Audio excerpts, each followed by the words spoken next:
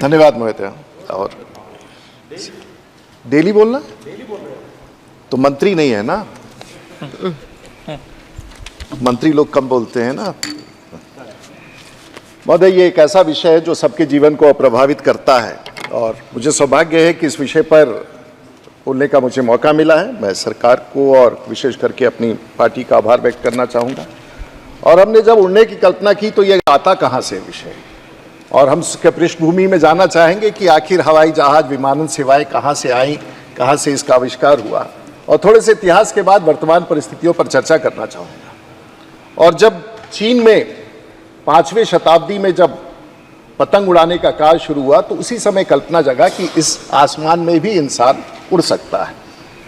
और 15वीं शताब्दी में पहली बार दुनिया का सबसे बड़ा चित्रकार हुआ करता था इटली में, उसने पहली बार कल्पना की, आप सब लोगों ने दुनिया में देखा होगा मोनालिसा की तस्वीर, और वही लियोनार्डो डी विंची ने पहली बार एक विमान का तस्वीर बनाया था जो 15वीं शताब्दी में, यानी कि आज से लगभग 700-800 वर्ष पूर्व किया गया होगा। और उसके बाद 1647 में टाइटो लिवो नाम का व्यक्ति, इन्होंने 4 विंग्स वाला एक विमान का आविष्कार किया, लेकिन वो उड़ा नहीं। उसके बाद तेरजी, जो एरोनॉटिक्स के पिता कहे जाते हैं, उन्होंने इस थ्योरी को प्रकाशित किया और पहले उसने कल्पना की कि कॉपर फॉइल के माध्यम से सिलेंडर लगा के हम विमान उड़ा सकते हैं, और ये लगभग 1647 के आसपास इसका कल्पना किया गया। और वहाँ से चलते हुए उसके बाद हम लोग हाइड्रोजन बैलून की तरफ बढ़े। वो 17 शताब्दी में था जब हाइड्रोजन बैलून में गैस भर करके आसमान में प्रवेश किया हम लोगों ने, और उसी साल में पायलटलेस बैलून्स में हम लोगों ने प्रवेश किया। और आज भी हम बैलूनिंग की बात करते हैं और बैलूनिंग दिखाई देता है। और पहला बैलून जो आसमान में बिना पैसेंजर का उड़ा वो 9 किलोमीटर उड़ा और 25 मिनट के लिए उड़ा, और वहीं से विमान के कल्पना के बारे में हम लोगों ने शुरुआत की।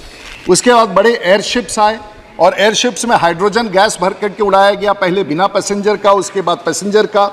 और पेरिस में जो एक ब्राज़ील का व्यक्ति था उसने उसका निर्माण किया, और 1901 में जिसका नाम था नंबर 6, उसने लगभग 30 मिनट की उड़ान भरी। और वहाँ से चलते चलते, और एविएशन का इतिहास कोई बहुत पुराना नहीं है, बहुत सारे इतिहास में, तकनीकी विज्ञान में।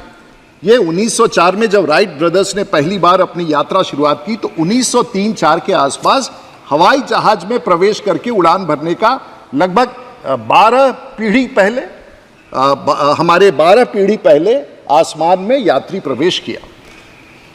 और राइट ब्रदर्स के बाद जो उन्होंने 17 दिसंबर 1900 में पहली बार उड़ान भरी और वो जहाज क्रैश कर गया थोड़े से दूरी जाने के बाद।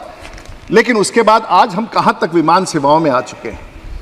आज अरब की सागर हो या ट्रांस अटलांटिक हो, मैं सदन को बताना चाहूँगा कि तकनीक कहाँ से कहाँ तक विकसित हुआ है। कभी कोई कल्पना नहीं कर सकता था कि अरब सागर को या अटलांटिक को हम 4 इंजन के बिना पार कर सकते हैं। और ये माना जाता था कि एक इंजन फेल करेगा तो दूसरे इंजन से उतर जाएंगे, दूसरा फेल करेगा तो तीसरे से, 4 से। अब दुनिया में 4 इंजन का जहाज बनना बंद हो गया है, चाहे वो अरब सागर हो या बंगाल की खाड़ी हो या अटलांटिक सागर हो।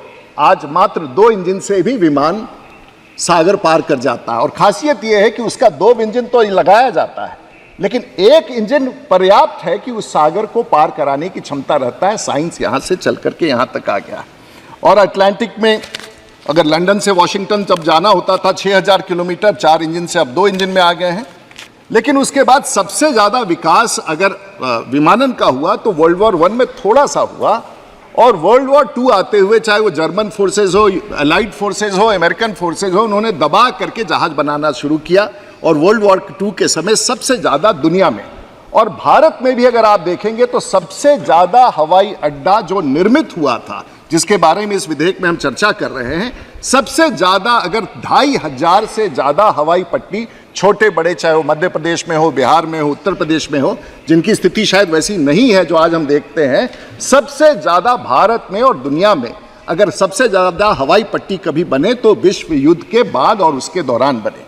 महोदय, 1939 से 1945 में युद्ध के दौरान, और उस समय अमेरिका ने भी खूब प्रोडक्शन किया और जर्मनी में भी खूब किया, यूरोप में भी हुआ। और उसके बाद 1969 आते आते जंबो विमान पूरी दुनिया में आया, जो दुनिया का सबसे बड़ा, और अभी हाल फिलहाल तक जंबो विमान 747 जो एयर इंडिया के पास था और भारत में देखा जाता था, वो लास्ट कुछ जंबो विमान भारत में बचे हैं और उनका बनना लगभग बंद सा हो गया है। जो जंबो जेट्स कहते थे, 747 कहते थे, डबल डेकर कहते थे। और उसके बाद विमानन क्षेत्र में बहुत सारे इंस्ट्रूमेंटेशन आया, जीपीएस पर। पहले तो हम लोग कंपास से उड़ा करते थे, अब तो आसमान में भी जीपीएस आसमान से भी जीपीएस से विमान का कनेक्शन हो जाता है और आसमान में ही रास्ता बना हुआ है जिसमें कोई लकीर नहीं खींचा जाता है। कई बिंदु होते हैं आसमान में, उस पर अब विमान चल चल के अपने गंतव्य स्थान पर पहुंच जाता है। उसे जीपीएस ट्रैकिंग के माध्यम से या सैटेलाइट कम्युनिकेशन हो, नेविगेशनल एड्स हो या पैसेंजर कंफर्ट हो। और आज जब हम आसमान में, और आप सब भी जब सदन खत्म होगा तो आसमान में जाएंगे, कई लोग विमान से जाएंगे, कई लोग विदेश की भी यात्रा करेंगे और 35,000 फीट की ऊंचाई पर आप शौचालय जा सकते हैं, आप सो सकते हैं, आप किताब पढ़ सकते हैं।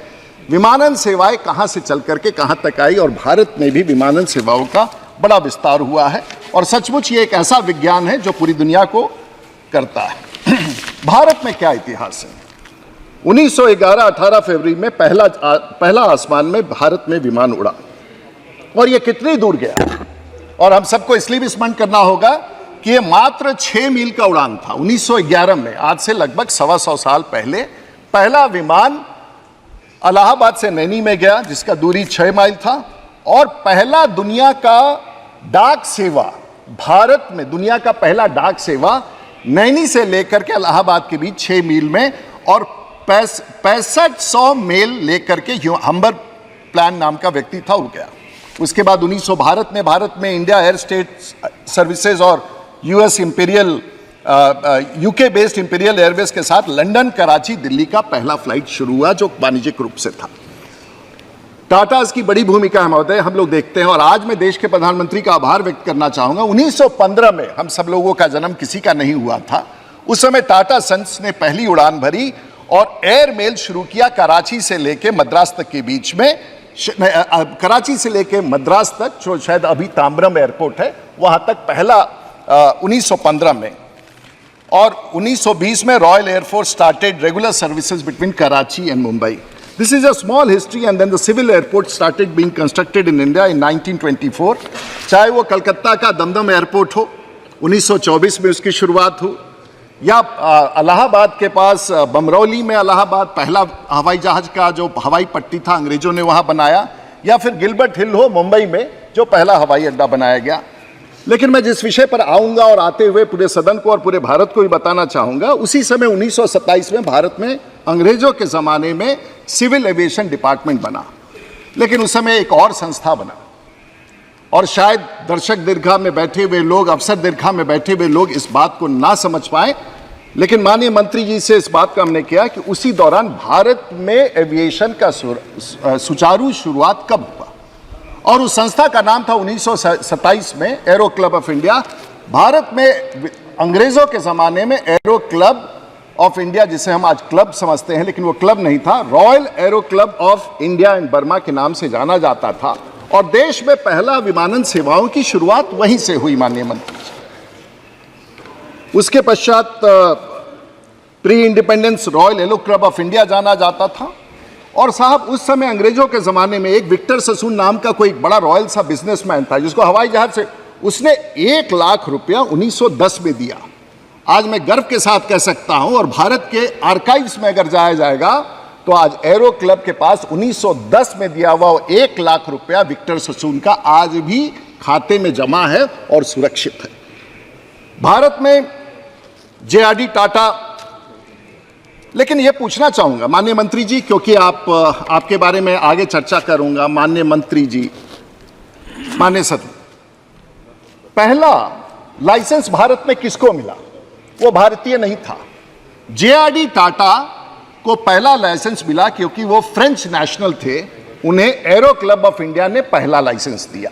आज तो सब लोग लाइसेंस लेके घूम रहे हैं, विमानन की बात कर रहे हैं, लेकिन भारत में अगर पहला लाइसेंस किसी को दिया गया तो वो जेआरडी टाटा थे, लेकिन वो विदेशी थे। और उसके पश्चात वो पेरिस में रहते थे उस समय, इसलिए उसको विदेशी कहा गया उस समय। और देश के इतिहास में, और आज को कि मैं सदन में कह रहा हूं, करनाल के वो निवासी भगत बिहारी जो पहले इंडियन थे, जो 1929 में उनको पहला विमान उड़ाने का लाइसेंस दिया गया एरो क्लब ऑफ इंडिया। मैं इतिहास इसलिए दोहरा रहा हूं कि एरो क्लब ऑफ इंडिया, जिसकी चर्चा हम भारत में नहीं करते हैं, वो करते, और भारत का पहली महिला जिसे, मैडम आप तो वहां बैठी हैं, भारत की पहली महिला, और सदन में उसका नाम, उनका नाम मैं इसलिए, वो मुंबई की महिला थी और यूके पारेख जो गमदेवी मुंबई में कोई स्थान है वहां की निवासी थी, और उन्हें 97 संख्या की लाइसेंस 1930 में, आज़ादी के पहले पहली महिला लाइसेंसी अधिकारी जो विमान उड़ाने का लाइसेंस लिया, अद्भुत था। 2023 में आज हम देखें तो आज हमारे पूरे भारतवर्ष में 14% महिलाओं को, सबसे ज़्यादा अगर आज देखें तो 14 से 16% छोटी लड़कियां और महिलाएं आज लाइसेंस ले रही, और आज पूरे भारतवर्ष में लगभग 22,000 लाइसेंसेस इशू हुआ है। अब हम देखें कि यह arrow club of India, Bharat में जब शुरुआत हुआ तो लाइसेंस कौन देता था? एरो क्लब ऑफ इंडिया देता था।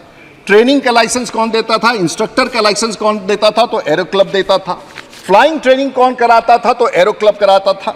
और सर्टिफिकेट फ्लाइंग का जो देता था वो एरो क्लब देता था, चाहे वो पटना फ्लाइंग क्लब हो, मद्रास फ्लाइंग क्लब हो, बम्बई फ्लाइंग क्लब हो, ये सभी एरो क्लब में। और भारत में महोदया, भारत में 1990 तक जितने पायलट ट्रेन हुए हैं, जब व्यावसायिक रूप से प्राइवेट कंपनियां ट्रेनिंग नहीं देती थी, 90% पायलट जो भारत में 1990 तक जहाज उड़ाते रहे, चाहे वो एयर इंडिया का उड़ाते रहे हो, वो सभी उन विमानों से दिए हैं जो भारत सरकार ने एरो क्लब को पैसा दिया और भारत में ट्रेनिंग दिया और सस्ते दाम पर किया। अब तो वाणिज्यिक रूप से ट्रेनिंग का खर्चा एक पायलट के लिए 1.25 करोड़ 1.5 करोड़ रुपया तक खर्च होता है। उस विषय पर भी मैं आऊंगा। तो मैं इसलिए कह रहा हूं, और एरो क्लब तो एक संस्था है जिसको देश की सरकार, हमारी सरकार नहीं, पुरानी सरकार भूल गई है। पार्लियामेंट का क्वेश्चन होता है तो एरो क्लब स्पोर्ट्स के मामले में एफआई और इंटरनेशनल ओलंपिक्स एसोसिएशन होता है। लेकिन एक विचित्र परिस्थिति उत्पन्न हो गई है कि जो mother of all aviation Bharat में था, उसके तो सामान उठा करके कुछ कर्मचारी उठा करके फेंक देते हैं, और उसके बाद एयरपोर्ट अथॉरिटी जो उसके बहुत 30 साल के बाद बना, उस संस्था उसके ऊपर केस ठोक देता है। जो निर्माता है, जो क्रिएटर है, उस पर केस ठोक देता है, और हाईकोर्ट में एक सांसद जाके अपील करता है और हाईकोर्ट में उस संस्था को बचाने के लिए कोर्ट में बहस करता है, जिसका नाम राजीव प्रताप रूडी है। और मैं और वैसी स्थिति में इसलिए कह रहा हूं कि मुझे इतिहास को बचाना है। एक ऐसी संस्था जिसके देश के 2 पूर्व प्रधानमंत्री उसके अध्यक्ष रहे, जिसने भारत में नींव रखा, जिसने भारत में एविएशन की शुरुआत की, उसे किसी न किसी कारण से समाप्ति के रास्ते पर पहुंचाया जा रहा है। हमारा कर्तव्य है, और मैं जानता हूं कि माननीय मंत्री जी इस दिशा में कार्रवाई करेंगे। मैं उससे अधिक नहीं बोलना चाहूंगा। आज हम एयरक्राफ्ट एक्ट के बारे में महोदय आए, तो ये 1934 में बना, अंग्रेजों ने बनाया, और उसमें 20 बार 22 बार, जैसे माननीय मंत्री जी ने कहा, कि उसका संशोधन करके हम लोगों ने उसमें सुधार किया है, और 21 बार। लेकिन 1944 में शिकागो कन्वेंशन, और ये सब वो सब कन्वेंशन और प्रोटोकॉल हैं जिस पर, और इस बार भी जो विधेयक पारित लाया गया है उसमें 1944 में। और विश्व युद्ध के समय ये एक बड़ा संकट था कि सभी देश के जहाज सभी देश में प्रवेश कर जाते थे। तो जो सॉवेरेनिटी का, जो राष्ट्रीय अधिकार होता है, उसके लिए शिकागो कन्वेंशन में 57 देश, दुनिया के देशों ने कहा कि अपने अपने देश में आपको अधिकार होगा अपने नागरिक विमानन के नियमों को बनाने के लिए। और उसी के तहत ICAO, International Civil Aviation Organization आया, और पूरी दुनिया में, क्योंकि यहाँ से निकलने वाला विमान पक्षी की तरह कहीं उसके पास बाउंड्री तो होता नहीं है, वो यहाँ से पाकिस्तान के ऊपर गया, अफगानिस्तान के ऊपर गया, चीन के ऊपर गया, बांग्लादेश के ऊपर गया, अमेरिका में गया, यूरोप गया। कानून तो था नहीं, तो कहीं से कहीं कोई निकल के जाता था। और विश्व युद्ध में जिस तरह से जहाज उड़ रहे थे, उस समय दुनिया के लोगों ने कहा कि हम बैठ करके इंटरनेशनल ट्रीटी साइन करेंगे, और वो शिकागो कन्वेंशन था जिसके नीचे इंटरनेशनल सिविल एविएशन ऑर्गेनाइजेशन उभर के आया। हमारे मंत्री जी यहाँ बैठे हैं, 2 मंत्री बैठे हैं। शायद ये मंत्री जी इसी उम्र में, दूसरे सदन में मैं इसी उम्र में इस विभाग का मंत्री था। शायद इन्हीं का उम्र था, मैं और इसी उम्र में था, और 22-23 साल पहले था। Then I was also 36. But it's a privilege. No, it's a he studied in R.K. Puram. He has an electrical engineering background from United States of America. He is an MBA from Long Island, from New York. And और उसके बाद इन्होंने नौकरी भी किया Singapore में, और उसके बाद, और उससे बड़ी बात सौगतदा ये है कि इनके पिताजी के साथ उसी मंत्रिमंडल में जब वो अटल बिहारी वाजपेयी जी के सरकार में मंत्री थे, तो मुझे भी काम करना, तो मेरे लिए गर्व है कि आज उनके पुत्र के साथ येरा नायडू जो इस सदन में मंत्री रहे, उनके पुत्र के साथ मुझे यहाँ काम करने का मौका मिला, and we are proud of him. He is amazing. His understanding about civil aviation is fantastic. I do not know whether he did it before or he understands it, but I have heard him talking on civil aviation for last month or so. He is amazing. He understands the contents, and I think this is what Indian aviation, and I'm thanks to the Prime Minister who has given an opportunity to such a person to look after this ministry. And of course, I have another young man here next to me. He is from Pune. He has been a former Sudhakar Mahal. I am flanked by the cabinet minister and the state minister, both of them, so I'm sure my words would be heard much better than what I was heard earlier. And we are close to it. So it's fantastic to be here talking to two brightest people about civil aviation. And fortunately, when I talk about civil aviation, of course, it was a great feat, and his chief minister, who is now the chief minister in 2001, was also the chief minister of Andhra Pradesh. And say again? He is Muralidhar Mahal, a state minister for civil aviation, and it's a privilege for me. I'm sure we all appreciate that what has been done. अब एक छोटा सा अनुरोध है साहब, मैं नहीं जानता हूँ ये अब क्योंकि कैबिनेट से अप्रूव होकर के विधेयक आया है, इसका एक शब्द अब हिंदी का शब्द है महोदया, ये 1934 का एक्ट है जब अंग्रेजों ने बनाया था, हम लोगों ने इसका हिंदीकरण भी किया है. कई बार विभाग अंग्रेजी शब्द में ही हिंदी पढ़ता है, तो कई बार अंग्रेजी पढ़ने में ही हिंदी शब्द निकल जाता है. अब आप देखें, इस एक्ट का नाम दिया गया भारतीय वायुयान विधेयक. It has been converted from English to straight to Hindi. वायुयान तो एक जहाज होता है, वायुयान पूरा एविएशन नहीं होता. और आपके विभाग का नाम क्या है? सिविल एविएशन, नागरिक विमानन. तो मेरा अनुरोध होगा, अब शायद संभव है कि नहीं, लेकिन बाकी अमेंडमेंट लाके इसे कहना चाहिए था भारतीय विमानन विधेयक, बिकॉज इट इज एविएशन. विमानन शब्द का मतलब होता है एविएशन, वायुयान का मतलब होता है एयरक्राफ्ट. तो अब it is too late, I do not know, it has to be taken, but if it can be done, if your government agrees, it will go a long way. This is a typographical error. Our government will, I think it's an error. It's an error of understanding. वायुयान जहाज होता है और विमानन civil aviation होता है, तो possibly this error could have been corrected. But I thought I will just point it out because I understand that your understanding of the subject is fantastic. I heard you talking this morning on MROs. I think that subject I have been reading around. But it's an amazing understanding of MROs when he was talking about aviation and how things have been. So this was one aspect to it. अभी जो amendments आए हैं इसमें तीन चीज है. एक तो माननीय मंत्री जी ने पढ़ा, चार प्रमुख चीज हैं, और इसको मैं सदन को इसलिए महत्व देखना होगा. और देश के प्रधानमंत्री और माननीय हमारी सरकार किस प्रकार से दूरगामी नीतियां बनाती है. शायद इसका इम्पैक्ट हम बहुत ज्यादा नहीं समझ पाए, लेकिन you just have to understand why. The section 2 has said the realigning the definition of aircraft with ICAO. It's very important that there were a lot of gaps in which what we talked about in aviation and what the ICAO defines aviation has to be. So that realignment has been done. Something has been brought about the Arbitration Act 1940 to be replaced by Arbitration Act 1966. Now there are three important things which everyone in this house would completely understand when I am talking about it. There were three aspects, and I'll just point out each aspect in a small way. And सबसे पहले, आज इस देश में लगभग 700 विमान हैं, और 700 विमान मोटे तौर से उसमें से 80% विमान वो हैं जो खरीदे हुए नहीं हैं. ये सभी लीज्ड एयरक्राफ्ट है. जो भी आप विमान में उड़ रहे हैं, एयर इंडिया और इंडियन एयरलाइंस के समय हम लोगों ने विमान खरीदा, लेकिन आज जितनी कंपनियां हैं इन लोगों ने विमान खरीदा नहीं है. और इसीलिए भारत का कानून लीजिंग का अगर सही नहीं होगा तो ऐसी कंपनियों को भारत में, क्योंकि विमानों की संख्या, बनाए जाने वाले विमानों की संख्या पूरी दुनिया में बहुत कम होते जा रहा है, उसका भी कारण मैं बताऊंगा। और क्योंकि हम लोगों ने इंसॉल्वेंसी और बैंक्रप्सी एक्ट भारत में लाया था 2016 में, और जो लीजिंग कंपनी है, जो केप टाउन कन्वेंशन, जिसके तहत आप किसी देश को अगर सामान देते हैं, किसी देश में अगर विमान देते हैं, इंजन देते हैं, तो उसे अगर बंद होने की स्थिति में वापस लाना चाहते हैं तो आपका कानून अलग है। ये दोनों कानूनों में कॉन्फ्लिक्ट था। गो एयरवेज के 57 विमान बंद हो गए, अब वो एनसीएलटी में चले गए। दुनिया का कानून अलग था कन्वेंशन के हिसाब से, और भारत का कानून अलग था।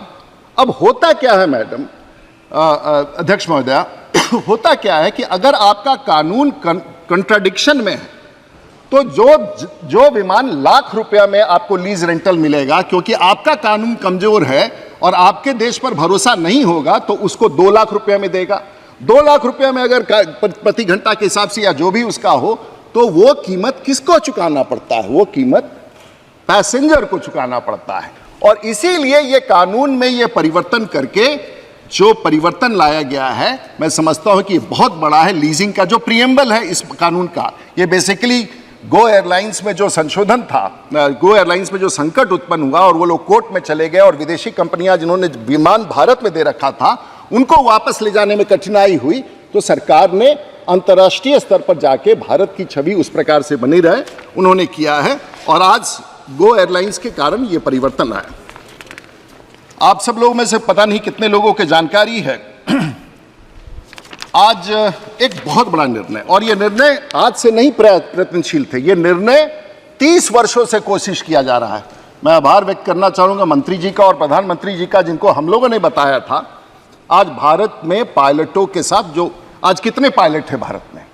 लगभग 22 से 23 हजार भारत में लाइसेंस मिले हैं। एक मैं भी हूं उसमें, थोड़ा मुझे भी है, वो भी अलग कहानी है। लेकिन 22-23 हजार पायलट भारत में हैं, और उनको एक परीक्षा देना पड़ता था।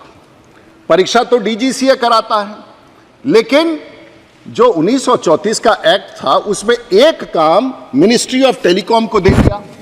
अब सिविल एविएशन से मिनिस्ट्री ऑफ टेलीकॉम का क्या लेना देना है? एग्जाम्स कंडक्ट करते हैं डीजीसीए, और एक परीक्षा के लिए आप मिनिस्ट्री ऑफ टेलीकॉम में, टेलीकॉम मिनिस्ट्री में जाते हैं।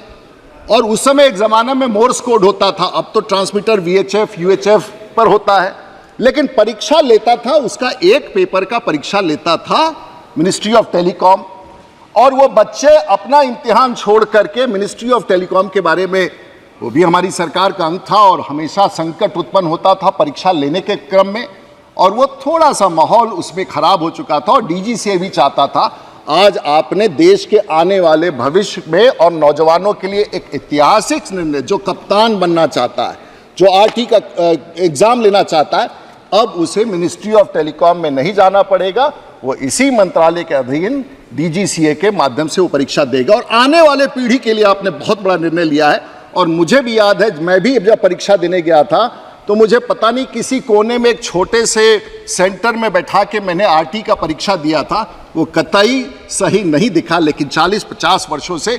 और आज पूरे भारत के जितने पायलट ये बात सुन रहे होंगे, सरकार को और प्रधानमंत्री जी को बार बार धन्यवाद देंगे कि आने वाले पीढ़ी को आपने, इन बच्चों को आरटी कम्युनिकेशन का जो परीक्षा था डीजीसीए को पूरी तौर से सौंप करके देश का एक बहुत बड़ा ऐतिहासिक तकनीकी निर्णय लिया है, जो शायद कोई नहीं समझ पा रहा था। और इसके लिए देश के प्रधानमंत्री को मैं धन्यवाद। हमारे सभी मित्र यहां बैठे हुए हैं, ये सब बातें तो पॉलिसी की हुई, एक्ट की हुई। अब एक बड़ा संकट आता है हमारे बीच में, और रोज कहीं ना कहीं, अभी हमारे मित्र कांग्रेस पार्टी की चर्चा कर रहे थे, और उन लोग, सब लोग ये कहते हैं कि विमान के टिकटों का दाम बहुत ज्यादा है। कहते हैं, जैसे मान्यवर कह रहे हैं, एकाएक बढ़ा देता है। लेकिन मैं थोड़ा सा, ना मैं पक्ष में बोलूंगा ना मैं विपक्ष में बोलूंगा, लेकिन मैं कुछ ऐसी बातें बोलूंगा जो सदन और पूरे भारत के लोगों को आपके माध्यम से सुनने में मिले। आज भी अखबार में था कि प्राइवेट कंपनियां प्रॉफिट कर रही हैं, एयरपोर्ट्स से, अगेन सर, प्रॉफिट कर रही हैं, फलाना है। लेकिन एक बात ध्यान दिलाऊं, इस देश में कितने एयरलाइन कंपनियां खुली और कितने बंद हुए? थोड़ा याद कीजिए 1990 के पहले से कितनी विमान कंपनियां आई। मोदी लुफ्त भारत में आया, बंद हुआ। ईस्ट वेस्ट भारत में आया, बंद हुआ। जेट एयरवेज बंद हुआ। सहारा एयरलाइंस बंद हुआ। इंडियन एयरलाइंस और एयर इंडिया भी बंद हुआ, लेकिन बंद होने के बाद टाटा के पास गया, जो देश के प्रधानमंत्री का बड़ा है। डेक्कन एयरलाइंस बंद हुआ। किंगफिशर बंद हुआ। गो एयरलाइंस बंद हुआ। जैक्सन एयरलाइंस बंद हुआ। अब आप पूछेंगे कि भाई ये तो सब बड़ी बड़ी कंपनियां थी, करोड़ों रुपए लगा करके जहाज कंपनियां। तो भारत में बंद होने वाले एयरलाइंस की संख्या चौगुना है, बशर्ते कि जितनी एयरलाइंस आज चल रही है। और इस बात को आज चलने वाले में, चाहे वो इंडिगो हो, चलने वाले में स्पाइस जेट हो, और चलने वाले में विस्तारा हो, या फिर टाटास का इंडियन एयरलाइंस एयर, और सभी कंपनियां, अधिकांश कंपनियां बंद होती गई। तो ये हमेशा हमें ध्यान रखना पड़ेगा। एक अंग्रेजी का कहावत है कि करोड़पति कैसे बनते हैं एविएशन में, तो अरबपति को कह दीजिए कि हवाई जहाज की कंपनी खोल दे, वो करोड़पति बन जाएगा अपने आप। Because how does a billionaire become a millionaire? Ask him to set up an airline and he will become a millionaire. And this is a very old saying, जिसको मैंने हिंदी में अनुवादित किया है।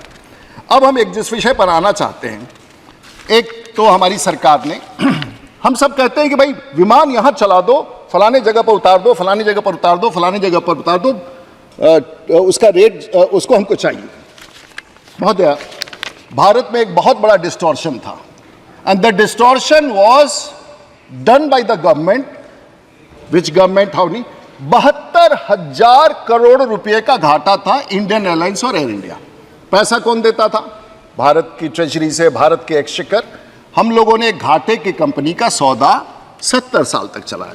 आज मार्केट से डिस्टॉर्शन इंडियन एयरलाइंस और air India के जाने के बाद समाप्त हो गया है। और अब जब कुछ जो कुछ भी होगा नियंत्रण में होगा, कंपटीशन में होगा, फेयर प्राइसिंग पर होगा।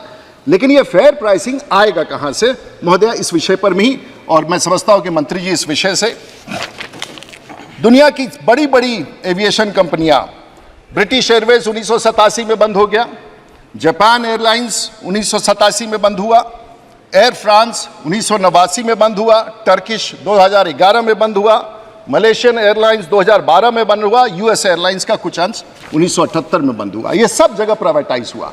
तो इतना वक्त क्यों लगा? लेकिन माननीय प्रधानमंत्री जी ने निर्णय लिया, बड़ा निर्णय लिया, कठोर निर्णय लिया। कुछ लोगों ने क्रिटिसिज्म किया, लेकिन देश के हित में डिस्टॉर्शन समाप्त करने का एक ऐतिहासिक निर्णय लिया गया, जिसको हम सब लोग को मानना होगा। और उसका कारण मैं आगे बताते हुए बताता हूं। आजकल मुझे याद है, भारत में अगर लो कॉस्ट एयरलाइन चलाने का किसी ने सबसे पहले दस्तखत किया है, तो सौभाग्य से उस व्यक्ति का, महोदय ये कोई नहीं बताएगा जो मैं बता रहा हूं। मैं जो बातें बता रहा हूं महोदय, मैं बता रहा हूं सिर्फ सदस्यों के लिए। मुझे मैं सिर्फ मैं बता दूंगा, उसके बाद महोदय आप जब बोलिएगा मैं वही बता रहा हूं। भारत में अब कोई लो कॉस्ट एयरलाइन नहीं है। ये हम लोग गलतफहमी हटा दे। The concept of low cost airline is not there, it's a hybrid mode. If anyone tells you that he is a low cost airline, he is completely not telling you a lie. There is no low-cost airline in India anymore.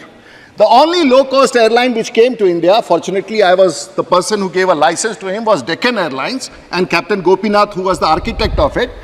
और जब पहली बार low cost Bharat में आ रहा था, तो उस समय jet airlines, Indian airlines और अलायंस एयर, इन सब लोगों ने मिलकर कहा कि ये बिल्कुल गलत कॉन्सेप्ट है, इसको नहीं होना चाहिए, and they opposed him. However, captain Gopinath launched the low-cost airlines, and that was the beginning of a new concept of pricing which came into this country. The things which I would like to point out is low cost airlines नहीं बोलिए, हम अब भारत में कोई low cost airlines नहीं है। अभी हमारे एक मित्र सांसद गए कुशीनगर के, कहे कि मैं, मेरे हवाई अड्डा का नाम लिखा हुआ है अंतर्राष्ट्रीय हवाई अड्डा। हवाई अड्डा तो उतर ही नहीं रहा है। हम बैठे थे, माननीय मंत्री जी भी सुन रहे थे उनकी बात। मैं बताना चाहता हूं कि सरकार के घोषणा के बाद, हमारे घोषणा से, आपके घोषणा से कोई हवाई अड्डा अंतर्राष्ट्रीय नहीं बनता है। अब हवाई अड्डा वही अंतर्राष्ट्रीय बनेगा जहां अंतर्राष्ट्रीय यात्रा के लिए व्यवस्था हो और लोग तैयार हैं। कुन्नूर तो अंतर्राष्ट्रीय बन गया, कैलिकट बन गया, कोचिन बन गया, इसलिए कि वहां के लोग विदेश जाते हैं और हवाई कंपनियां आकर के जहाज उतार करके वहां से ले जाती हैं। इंटरनेशनल पटना का क्या नाम है महोदया?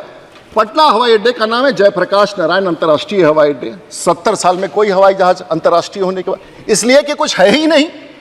और पटना हवाई अड्डा पर उतरने के लिए जहाज में, मैं तो वहां जहाज उतारता हूं, हमारे आज विमानन कंपनियां क्या करती है महोदया, आज जो टिकट देखिएगा उसमें खर्च कितना है, 40% तो टिकट का दाम निकल जाता है तेल में, उसके बाद उसके ऊपर से बाकी बचा 60% में स्टेट का, बिहार का टैक्स 29% है, किसी राज्य का ऊपरी सूची है, अगर आप देखेंगे तो किस प्रकार से हर राज्य का अपना अपना टैक्स है। उसके बाद टैक्स वहां से छोड़ दीजिए, उसके बाद पीएसएफ। अब पीएसएफ क्या है? पीएसएफ वही है जो सीआईएसएफ जो वहां खड़ा होकर आपको ऊपर नीचे जांचता है, महोदय सरकार उसका पैसा नहीं देती है। कस्टमर जो है, पैसेंजर है, वो सीआईएसएफ का खर्च, सीआईएसएफ के लोगों को मैं कहता हूं कि भैया मैं तो पैसेंजर हूं, एमपी को तो पहुंचा के आते हो, sir good morning, good afternoon, good evening किया करो पैसेंजर्स को। देश के प्रधानमंत्री वो सोचते हैं कि मैं तो सरकार हूं, मैं तो सीआईएसएफ हूं। सीआईएसएफ मालिक नहीं है, उसका मालिक बीसीएस है। सीआईएसएफ को मानना होगा कि हर यात्री जो यात्रा करके एयरपोर्ट से निकलता है, और देश के प्रधानमंत्री यही चाहते हैं, उसको प्यार से अपना ड्यूटी कीजिए, उसको कीजिए, लेकिन सीआईएसएफ का पैसा जो उसका वेतन जाता है वो एक एक पैसेंजर के माध्यम से जाता है। ये क्लैरिटी हो, जिस दिन देश की सरकार के पास तय करेगी कि हम उसका हम स्टैट्यूटरी फंक्शन है ले लें, वो अलग बात है। लेकिन दूसरा है यूजर डेवलपमेंट। अब एयरपोर्ट्स तो बड़े बड़े बनते जा रहे हैं, और एयरपोर्ट्स बनाने में जो खर्च है वो भी सरकार की तरफ से नहीं जाता है, सरकार की तरफ से नीति जाता है, क्योंकि हम प्राइवेटाइजेशन की तरफ बढ़ रहे हैं, और ये बहुत अच्छी नीति है। अब पटना में हवाई अड्डा बन रहा है, उसका टर्मिनल बन रहा है, आप उस टर्मिनल के बारे में मैं विशेष रूप से बताऊंगा। अभी तो टर्मिनल बना नहीं, लेकिन टिकट पर आपने यूडीएफ लगा दिया, और इसीलिए हम सब लोगों को मिलकर के सोचना होगा कि हवाई जहाज के टिकटों का दाम सरकार नहीं बढ़ाती है, और सरकार उसको कैसे कम करती है। सीआईएसएफ के बारे में मैंने आपको बताया। अब आप हवाई जहाज उड़ता है, एयर ट्रैफिक कंट्रोलर है, अगर मैं अपने विमान को मौसम खराब होने के कारण 20 मिनट अगर आसमान में एयर ट्रैफिक कंट्रोलर और कंजेशन के लिए रोक लूं, उसका तेल जलता है, वो भी खर्च में आता है। चाहे वो मौसम खराब हो, चाहे आगे लैंडिंग की कठिनाई हो, चाहे वो एफडीटीएल हो, चाहे वो वर्कर जो वहां बैठा हुआ हो, चाहे कप्तान हो जिसका ड्यूटी घंटा बढ़ जाए, ये सब पैसा पैसेंजर ही देता है। अब आप ये पूछेंगे कि साहब इसका खर्च कैसे किया? विमान जो आसमान में जाता है, यहां तक कि अगर जापान से निकल करके कोई यूरोप विमान जा रहा है, अगर भारत के ऊपर अगर वो जा रहा है तो जितने दूर वो भारत के ऊपर है उसका भी चार्ज, मैं बता दे रहा हूं। कुछ और 2-4 पॉइंट अब शायद दोबारा बोलने दीजिए। तो ऊपर का भी खर्च जो है वो पैसेंजर को देना पड़ता है अगर भारत की, और अगर पाकिस्तान का एयर स्पेस क्लोज हो तो हमको अमेरिका अगर जाना है तो मेरा रास्ता बदला जाता है, मैं जितना लंबा यात्रा करके जाता हूं उतना ज्यादा पेमेंट करना होता है। ये सब कई सारे ऑयल कंपनीज अपना टैक्स लगाती हैं, वो फ्यूल देती हैं, क्योंकि आपने मैडम अब छोटा करने के लिए कह दिया लीजिंग चार्जेस, मैं छोटा करने का कोशिश करता हूं। मैंने सोचा कि बता दूं ground handling charges, ATF charges madam, natural calamities, diversion, emergency, weather, ATC, accidents, hold, congestion, अब नेविगेशनल, अब मैं 2-3 जो संदर्भित है। अब मान लीजिए भारत धरती पर तो हम जानते हैं कि ये राज्य सरकार तमिलनाडु की है, आंध्र प्रदेश की है, बंगाल की, बिहार की, तो ये धरती है। आसमान तो खुला हुआ है जिस पर पक्षी कहीं से कहीं उड़ के जाता है, कोई लाइसेंस की जरूरत नहीं है, यहां तक एक पक्षी को विदेश जाने के लिए पासपोर्ट की भी जरूरत नहीं है। लेकिन भारत में 30% हवा हमारे पास नहीं है महोदया, वो फौज के पास है, और अगर हिंडन के पास हमें हवाई जहाज उतारना पड़ता है महोदया तो मुझे घूम करके आना होता है। अब फौज के साथ हमारा सौदा, फौज के प्रति हमारा बहुत सम्मान है, सब कुछ है। आप कहते हैं कि हवाई जहाज का उसका कीमत ज्यादा है। हवाई जहाज का कीमत अगर गोवा में सुबह 8 बजे से लेके 1 बजे तक आप किसी जहाज को नहीं उतरने दोगे तो बाकी जहाज अंतिम समय में उतरेगा, और जब पैसेंजर को ये लिबर्टी नहीं हो कि हम उस समय जा सके, तो डिमांड और सप्लाई का होता है, और जब डिमांड बढ़ जाता है तो टिकट का दाम बढ़ जाता है। और इसीलिए आज 30%, अब बागडोगरा एयरपोर्ट को ले लीजिए, मैं पिछले 3 साल से बागडोगरा एयरपोर्ट पर जहाज उतार रहा हूं महोदया, दुनिया में मैं अकेला हूं, मुझे सौभाग्य है और मुझे गर्व है लोग कहते हैं कि रूडी जी आप पार्लियामेंट का ये लगा के क्यों चलते हैं आइडेंटिटी कार्ड, तो मैं जब कप्तान के रूप में जाता हूं तो विमान कप्तान का भी इसी तरह से लगा के जाता हूं। मुझे सांसद होने का गर्व है और एक सांसद के रूप में दुनिया में अकेला पायलट होने का भी गर्व है। मुझे अच्छा लगता है और मैं ये बातें इसलिए कह रहा हूं कि शायद ये बागडोगरा हवाई अड्डा में फौज का हवाई अड्डा है, पिछले 3 साल से वहां आईएलएस से काम नहीं कर रहा है। कप्तान की हिम्मत नहीं है बता सकता है, एयरपोर्ट अथॉरिटी की हिम्मत नहीं है कि आप एयरफोर्स वालों को कहे कि, क्योंकि उनके बड़े लड़ाकू विमान को उसकी किसी की जरूरत नहीं, लड़ाकू विमान को कोई इंस्ट्रूमेंट अप्रोच सिस्टम की जरूरत ही नहीं पड़ती है, वो आएगा ऐसे आएगा, वो लड़ाकू है। आज के तारीख में आप वायुयान के बारे में, बागडोगरा का मैं बताऊं, गोवा का बताऊं, जम्मू का बताऊं। मैं खत्म करने से पहले और भी कई सारे विषय थे, लेकिन मुझे मौका मिलता रहेगा, मैं अलग अलग विषयों को अपने अपने सदन में भाइयों को बताता रहूंगा। अपना इतिहास भी बताऊंगा कि मैं कैसे 1985 में मैं जब छात्र था अपने कॉलेज का तो एनसीसी का बना, वहाँ से पायलट ट्रेनिंग के लिए चंडीगढ़ से निकल के पटियाला जाता था, वहाँ एयर क्रैश हो गया, मेरी फ्लाइंग बंद हो गई। मैं 1990 में विधायक हो गया, बिहार में चला गया। माझी जी उस समय पता नहीं हमारे सीनियर थे, हमने एडमिशन लेना चाहा बिहार फ्लाइंग क्लब में, माननीय मुख्यमंत्री जो लालू प्रसाद जी उन्होंने एडमिशन नहीं दिया कि विधायक नालायक है, इसको एडमिशन नहीं देंगे। 96 में 98 में जीत करके मैं 2001 में देश का सिविल एविएशन मिनिस्टर बन गया, लेकिन मुझे एडमिशन नहीं दिया गया। जब मैं सिविल एविएशन मिनिस्टर बन करके वापस लौटा बिहार में तो 2005 में मेरा एडमिशन हुआ और 2000 मैं कभी पायलट नहीं था।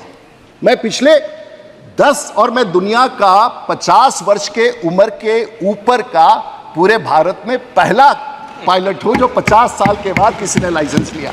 मुझे गर्व है और ट्रेनिंग लेके आज मैं देश के सबसे बड़े विमान कंपनी में अवैतनिक हूं, मेरा कोई कॉन्फ्लिक्ट नहीं है महोदय।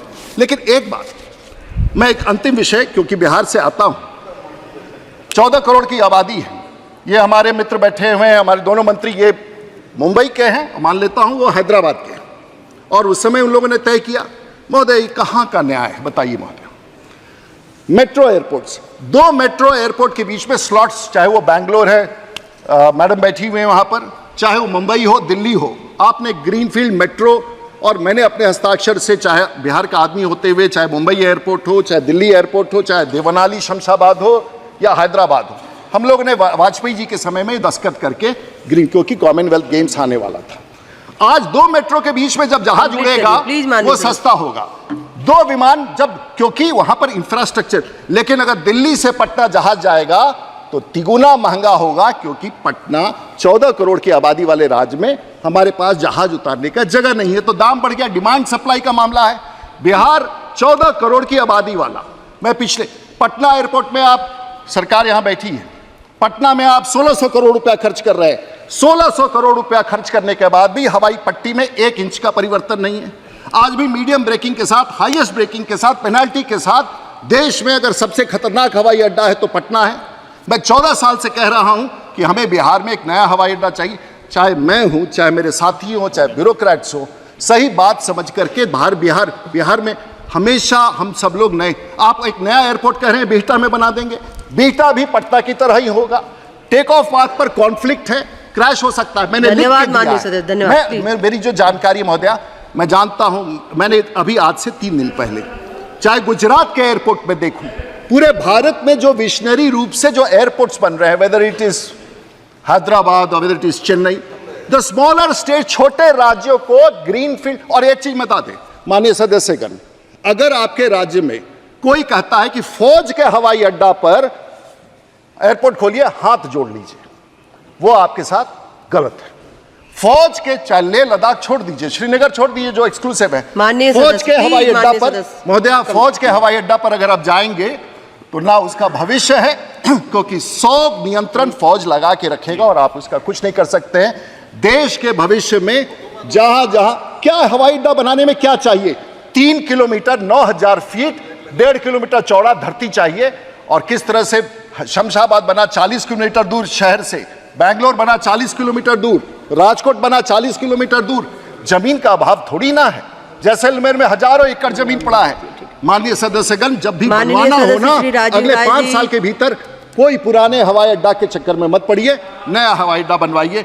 महोदया, बहुत सारे विषय थे, लेकिन ये 2 यंग मिनिस्टर्स हमारे बीच में हैं और मुझे मुझे सौभाग्य है कि सदन के भीतर से अगेन सर, सौभाग्य है कि सदन के भीतर दुनिया का अकेला पायलट हूं, एक राजीव अकेला बोल रहे हैं तो दूसरा राजीव मंत्री चुप हूं है। और अकेला सांसद हूं जिसको इन बातों को रखने का आपके बीच में मौका मिला। बहुत बहुत धन्यवाद।